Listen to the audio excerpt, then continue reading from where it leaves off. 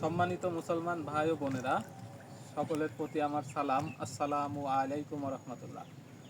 আমি আজকে আপনাদের যে বিষয়টি দেখাবো সেটি হচ্ছে আমাদের চলাচলের রাস্তা ইতিমধ্যে বন্যার পানিতে ডুবে গেছে। আপনারা আমাদের রাস্তাটা দেখেন, এই যে আমাদের রাস্তার ভিতরে পানি, এই রাস্তা পানি ভেদ করে আবার এইদিকে যাইতে হবে, এই যে ভেদ করে এই রাস্তায় যাইতে হবে।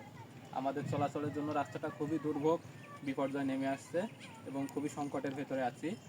আল্লাহ তালার কাছে আপনারা সবাই দোয়া করবেন যাতে আমাদের এই চলাচলের রাস্তাটা আল্লাহ ঠিক করে দেয়, ভালো করে দেয়, যাতে পানিগুলো শুকায় যায়।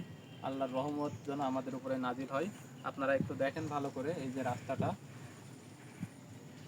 এজন্য সকলের দৃষ্টি আকর্ষণ করছি। আপনারা দোয়া করবেন যাতে আমরা আমাদের মতো এরকম আরও যারা বন্যা কবলিত এলাকায় পানির ভিতরে বসবাস করতেছে, পানির ভেতরে আছে, আমরা যেন সবাই নিরাপদ স্থানে থাকতে পারি।